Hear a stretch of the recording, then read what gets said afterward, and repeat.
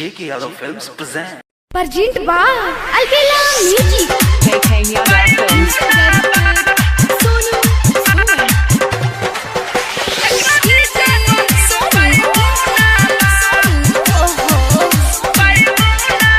Presented by Albela Recording Studio, Simla.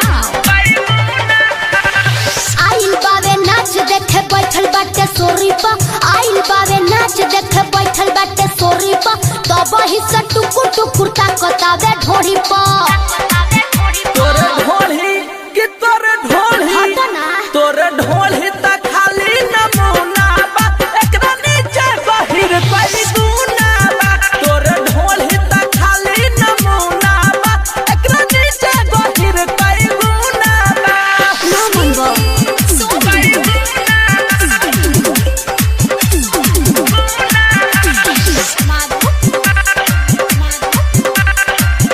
J.K. Yadav Films. लगे जाई बात बाजार जाई बराजा लहंगा उठा दब त मोर जाई बराजा बालू धाधाइल त धले हब टुइया ओठल छोड़ा दम उतरिया भुइया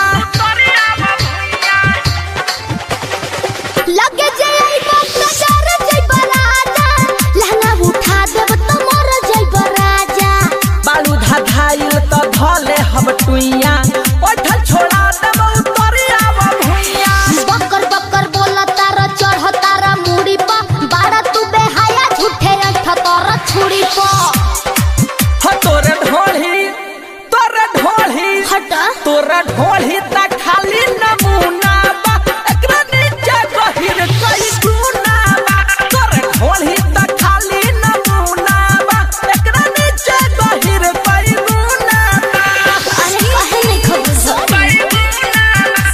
singing by Amrinder Albela and Shilpi Raj J.K. Yadav Films. Presented by Albela Recording Studio, Simla.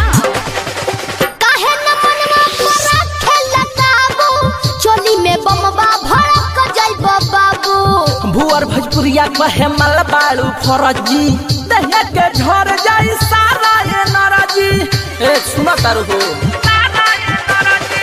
काहे न मनवा परा खेला काबू चोली में बमवा भड़क जाइबो बाबू अमेंदर अलबेला कहे मल बालू फरजी दहिया के झर जाई सारा ये नरजी हट होने सट जनी रहतनी दूरी पा काट तारा घुरी बदन अंगूरी पा तोरे ढोली कि तोरे ढोली ना मनबा तोरे ढोली त खाली नमूना बा एकरा नीचे गहिर कोई गुना बा तोरे ढोली त खाली नमूना बा एकरा नीचे गहिर कोई गुना बा आइल बावे नाच देखे बैठल बाटे सोरी पा आइल बावे नाच देखे बैठल बाटे सोरी पा तब ही से टुकुर टुकुर ताकतावे ढोरी पा तोरे ढोली कि तोरे ढोली त खाली नमूना बा एकरा नीचे गहिर कोई गुना